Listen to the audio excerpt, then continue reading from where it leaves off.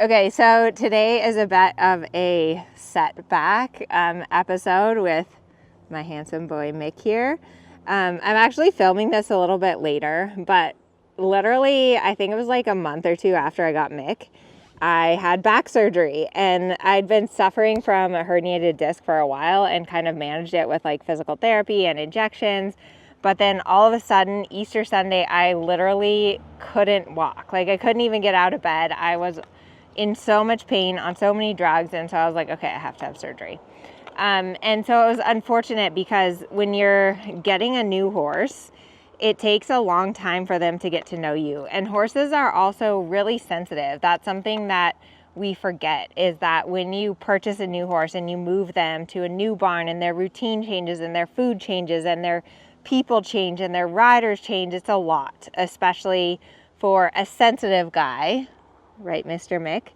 So when I couldn't ride, I had a couple different people riding Mick, and it maybe wasn't the best for him. He got a little confused and a little frazzled and like maybe not some of the best habits. So that's life, right? I think sometimes things just happen and that's life. But what was good is that when I started to feel good again after my surgery, the first thing that I could do was groundwork. And I've always loved groundwork. I have a lot of history with doing groundwork. And so I started really working with Mick on the long lines and teaching him how to make himself like a little smaller and more organized in his strides, teaching him how to do some half steps, which I'm going to show you here in this video, which was super cool. And so I guess the moral of the story today is that, you know, I'm a believer that everything in life happens for a reason, and sometimes you do have to take a few steps back and reassess and start over, and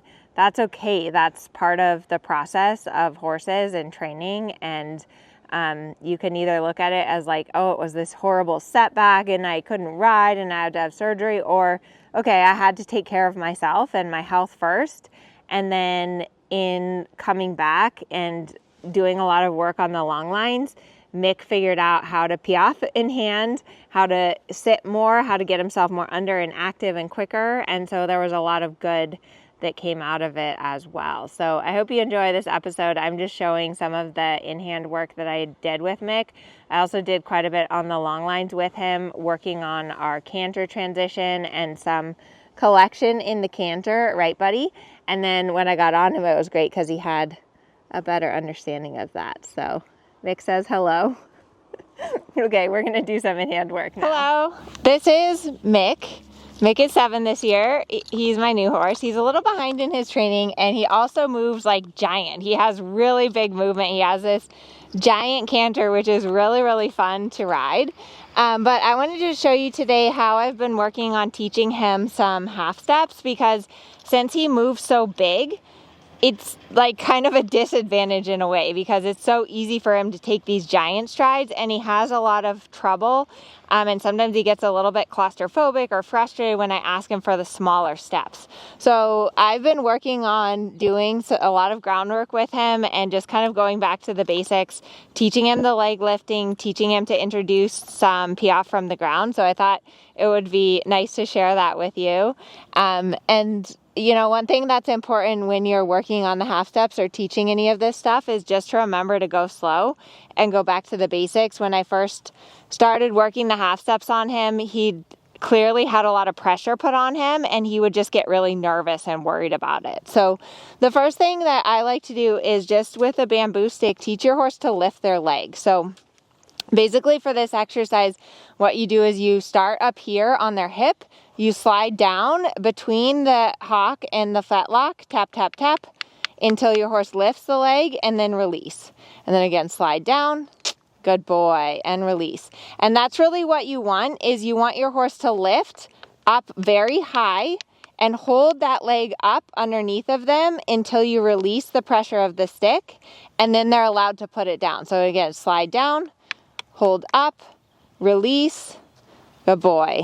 And then once he does it a few times, I'm just going to ask him to walk forward here on a circle so I get a little bit of forward momentum and make sure that he's awake. And then I'm going to come here again and ho, And then again, slide down, lift, good boy. Once your horse does the inside hind leg, good boy, then you can start doing both hind legs. I'm gonna walk a little farther down so you can see a different angle. Good boy. And you always want your horse forward thinking, so I'd rather your horse step forward when you're doing this than step back. So slide down, good boy.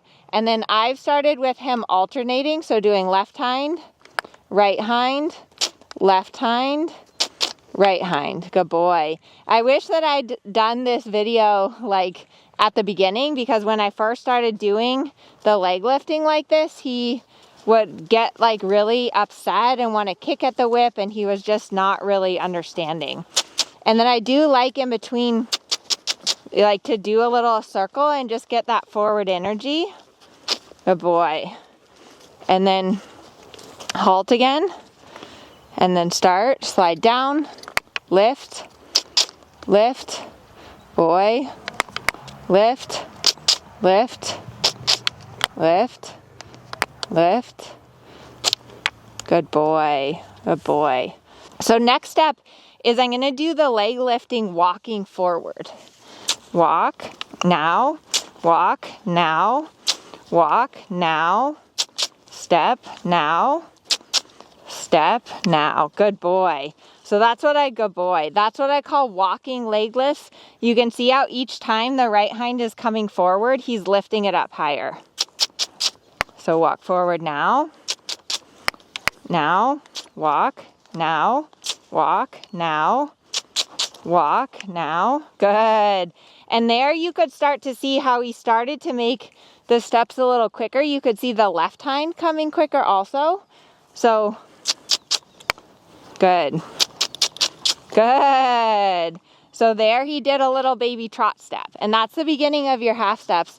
And that's what's super important about this process, is that you take it slow like this, step by step, so that your horse understands, instead of just one day that you come and you start like hitting them with a whip and then holding them in front. I'm not saying that you do that, but we just expect, oh, today we're going to teach our horses to Piaffe, and we forget the importance of breaking it down.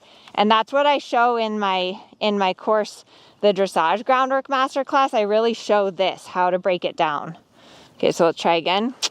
Walk forward, step, step, step, good boy, step, step, good. And I'm just rewarding those little trot steps, good boy. And then as a reward, I'm gonna walk a little circle, because I feel like he needs a little bit more forward. So I might just ask him to walk a little, good boy. Walk a little circle here, follow the right rein, and then I'm going to change direction and do that to the left, good boy. Whips have different tones to them. So this is a bamboo stick, which I like using because it's a softer tone, like it doesn't sting, and you can place it more on your horse. But then I find the bamboo stick helps you to get more lift. So if your horse really isn't lifting up their hind legs enough, then the bamboo stick can be helpful.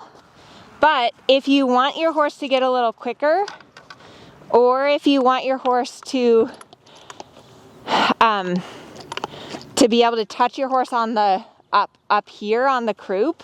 So if you touch your horse up here on the croup, it gets them to sit more.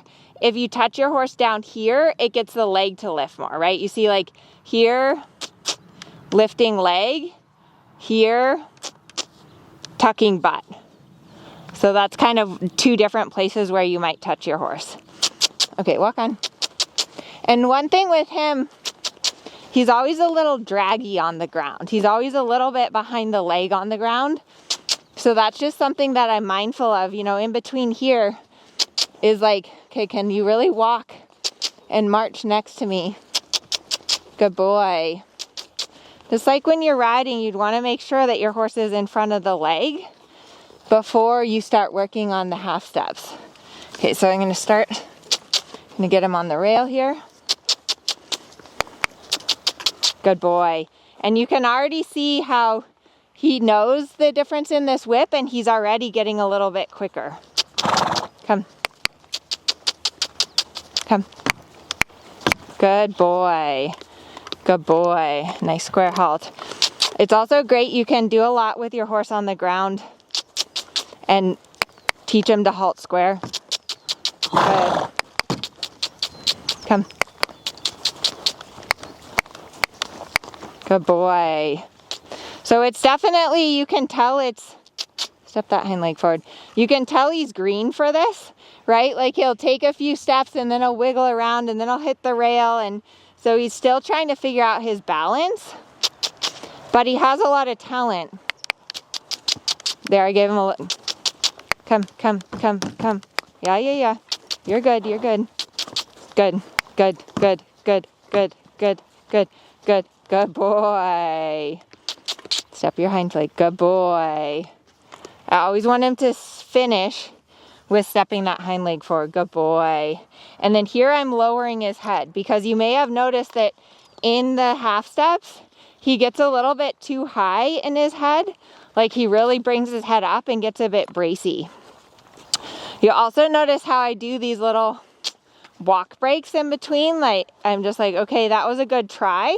So I'm gonna give him a little bit of a walk break in between so that I'm not drilling him all the time for the half steps. And let me go one more time on the right side.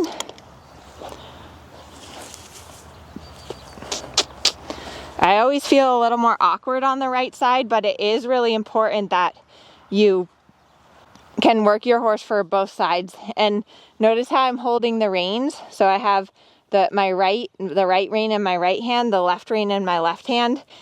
And you want to walk backwards, which I know is a hard thing for a lot of people.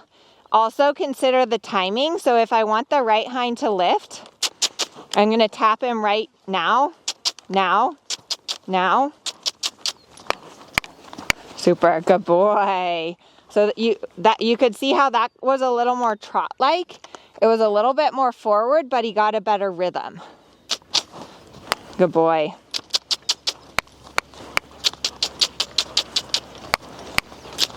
Good.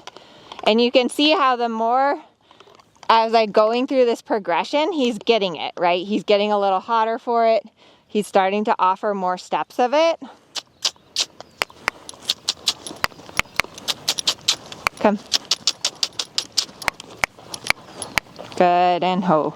And then I might say, if I feel like he's going too forward, I might do a rein back to get him to sit a little more. There. And then from the rein back. Good.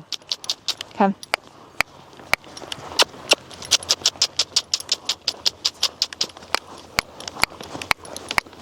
Good boy. Kind of good. Come. Come. Come. Come. There, super. So there you can see how it's getting much more rhythmic. Come. Come.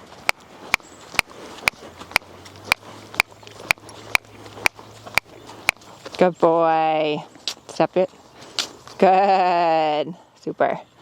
So that's how I've been working on with Mick. Even though he's nowhere near doing Grand Prix, I'm actually working on teaching him the changes, but all of this work with getting him quicker and shorter behind is really important for him to understand not only physically how to make himself shorter and quicker, but also mentally and emotionally how to accept that pressure step by step and not just get worried and then get claustrophobic and a little bit explosive. Alrighty, I hope that you enjoyed that episode with Mr. Mick. And if you want to learn more about like the groundwork stuff, I have a few groundwork courses. One is called Groundwork Essentials, which is just like basic groundwork. And then the second one is the Dressage groundwork course, which is more about teaching the Piaffe and the Dressage movements from the ground. But it is such a useful tool, and I definitely was grateful to have that tool in my toolbox, and then also to develop my groundwork skills a little bit more when I was unable to ride.